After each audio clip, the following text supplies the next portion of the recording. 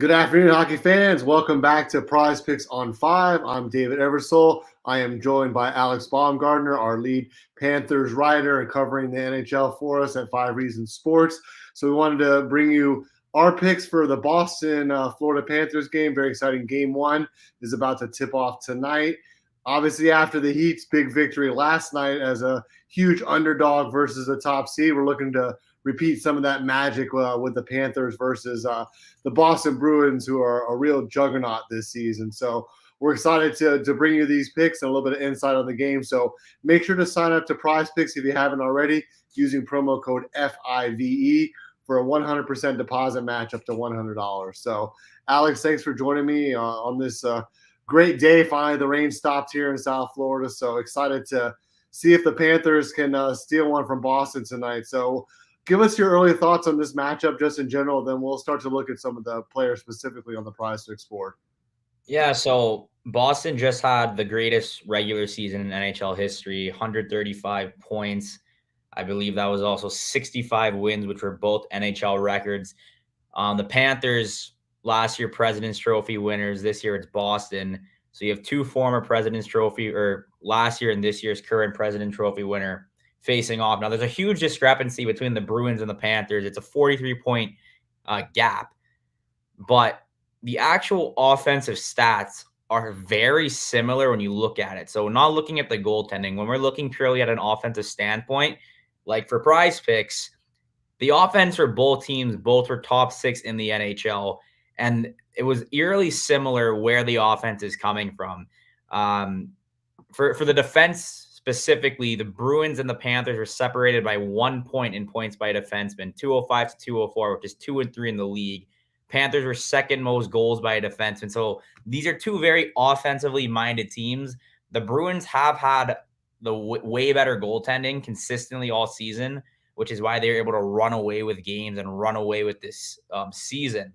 But specifically for PrizePicks, I think this is a very interesting matchup in this series because both teams have a couple guys that can really put the puck on the net. David Pastrnak, 61 goals, was second most in the NHL. The Panthers had 240-plus goal scorers. They also had Sam Reinhart. Barkov can always put the puck in the back of the net. Brandon Montour. I think this is a very interesting series.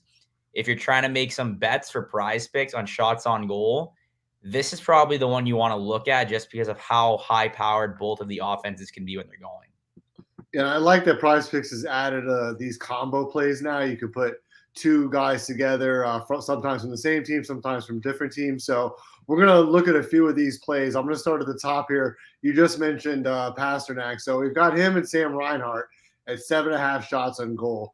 What do you like on that one?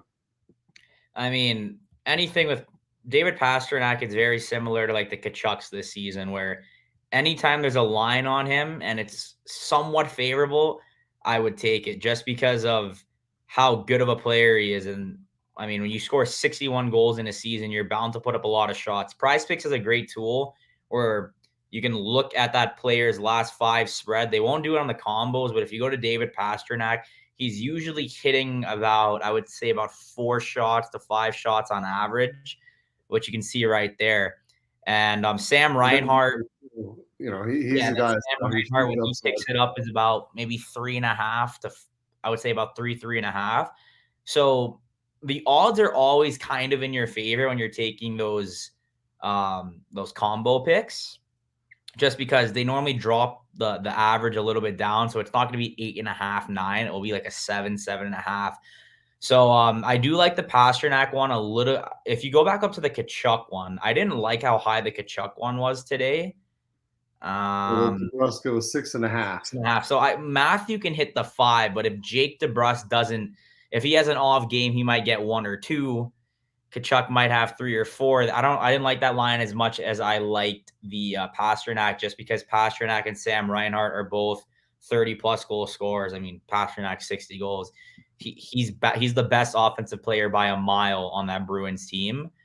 Like no one could even remotely be close to his goal production this season. So Pasternak's the guy for the Bruins you should look out for this season. If that shots on goal ever dips under 4, I would take that right away. So he has an off game, grab that 4 because he's bound to pick it back up. Yeah, he's been up at like 4.5, 5. So I agree with you on that. One of the combos I do like is Brad Marchand and Carter Verhaeghe at 5.5. Both these guys have kind of that 3-4 plus shot a night type of average. So I could see them, tipping the scales one way or another, maybe 4 and 2, or even a balance like 3 and 3 shots each.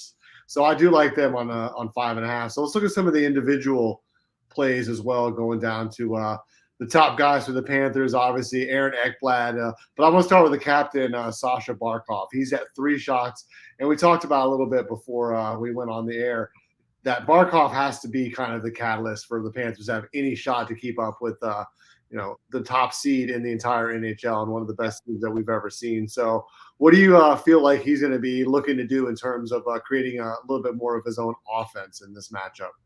I think at least for game 1, at least it's kind of like a feeling out process. So I don't actually like the 3 line if I'm going for a over.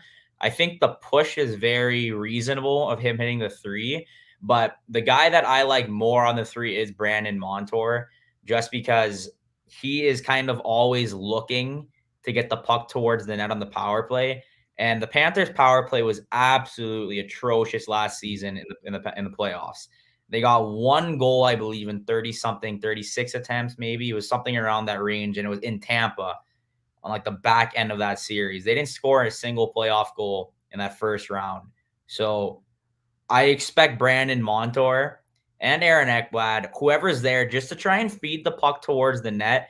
And as we said earlier, the Panthers had the 2nd most goals by defensemen in the NHL and the 3rd most points by defensemen in the NHL. So a lot of the offensive contributions coming from the back end.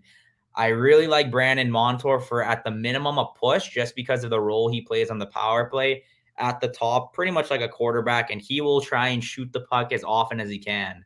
So I do like that, but there is that series prop that, David, you were showing me earlier, where you could take a look at the first 4 games. And I do like Barkov at 10.5, because I feel like he's bound to have at least 1 game where there might be some desperation and he shoots it 5-6 times on net.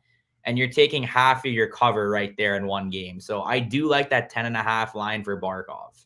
Yeah, I think that's a very reasonable total over, 4 games against the Boston Bruins. So you're going to have to just keep firing away and hope we can steal one.